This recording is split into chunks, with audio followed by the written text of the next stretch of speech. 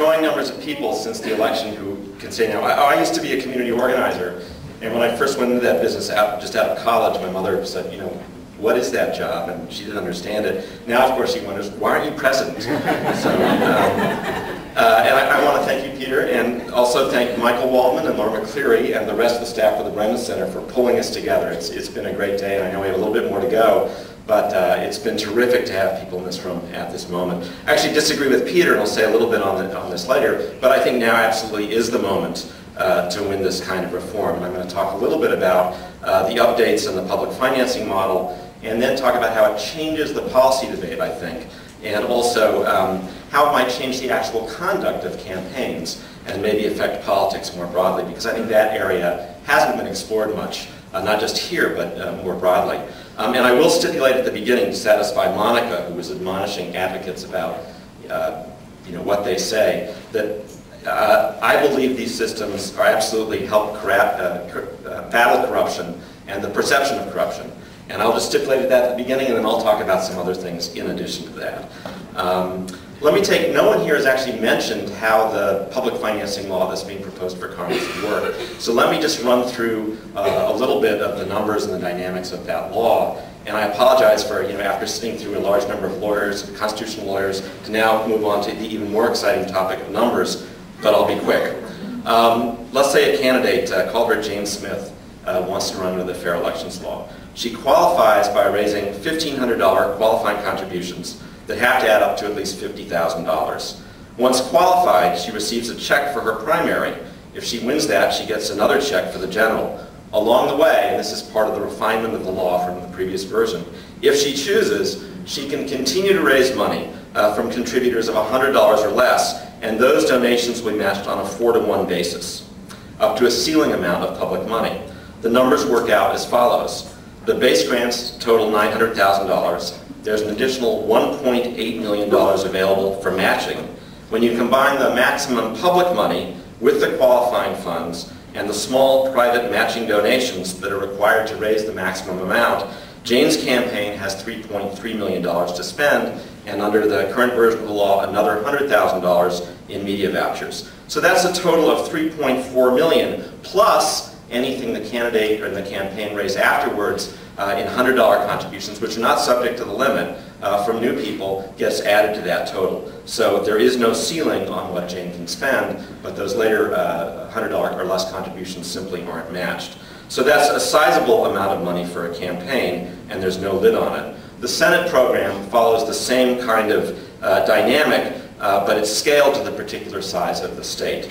And when you look at what candidates would have to spend and what's being spent now, it matches up pretty well. The candidate who chooses this course can never take a private contribution of more than $100 from anyone during each of the 3 distinct phases of the program: the qualifying period, the primary period, and the general election. So it's a system that is entirely driven by small donations. And as I said, that's a notable change from the programs in Maine and Arizona and Connecticut. In those states, the small donor fundraising is all at the beginning, and the qualified candidates who want more money have to wait for their opponents to outspend them, or they have to be attacked by independent expenditures. When that happens, they get a $1-for-$1 matching check from the public fund with no additional engagement from small donors. I think the new policy will make for some difference in the arguments on public financing. I think, first of all, it really undercuts the argument that somehow public financing systems are an infringement on free speech. What the system does is magnify small donors' gifts through the campaign. It amplifies their speech. And the effective speech rights, it magnifies the effective speech rights of those who can't make a $2,400 maximum contribution. And I'll say this, and this may violate the etiquette of this setting, but to the folks from the Center for Competitive Politics, to oppose this model of public financing is to oppose the expansion of political speech for millions of Americans. And I think it leaves the advocates of that position holding what is essentially the let-them-eat-cake position on speech. Let them buy 30-second spots. But they've also been adding different kinds of attacks on top of the free speech arguments anyway, in what I think is ultimately sort of a contradictory and disingenuous way. Public financing, they say, is wasting public money on buttons and bumper stickers. So when a working class tax-paying Joe contributes $10 or $20 of his hard-earned paycheck to a fair elections candidate, and by that action steers another $40 or $80 of his government's money, and that's his government, right? It belongs to him. He steers it to the candidate of his individual choice. Well, the center would say that's a waste and shouldn't be allowed. But when a millionaire wants to intervene in elections by spending huge amounts of money, the campaigning bought with that money isn't a waste. Instead, it's free speech, and it's a right that should be defended at every turn.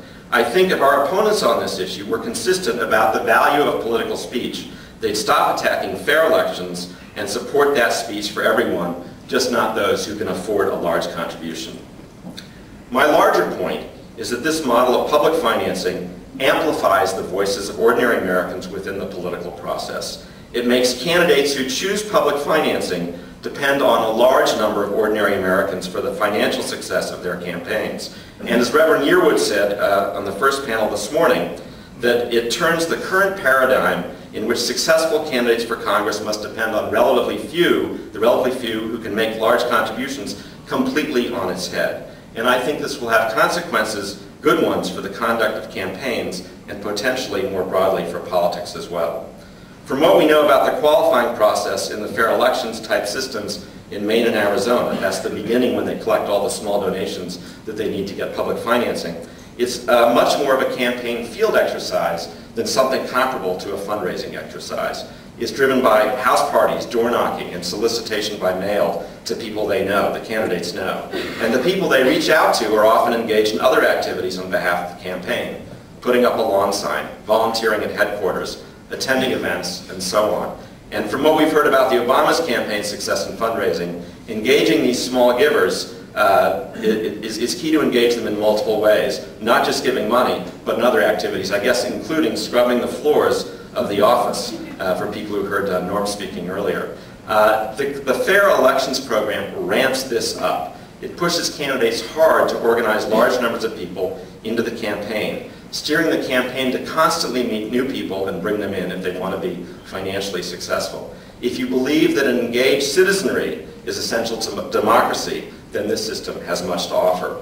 And while we shouldn't just think about this from the candidate and the campaign's point of view, imagine you're active in your local community. You're the officer of the PTA, an officer of the PTA, or you sit on the board of a local community organization, or you coach in the local Little League, or you're active in the Kiwanis Club, or maybe you're just big on Facebook or LinkedIn, or keep a really big email list. So whatever your form of social networking, you have the potential in this program to play the same role as one of those bundlers who can pack a room with $2,400 givers. This system turns social capital into political capital and has the potential to make political leaders out of our community leaders. And I mean political in the best and most honorable and hopeful sense of that word.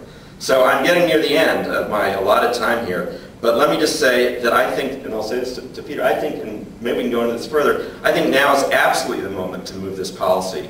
We have leadership on our bills from top congressional figures in the majority party. We have a friend in the White House.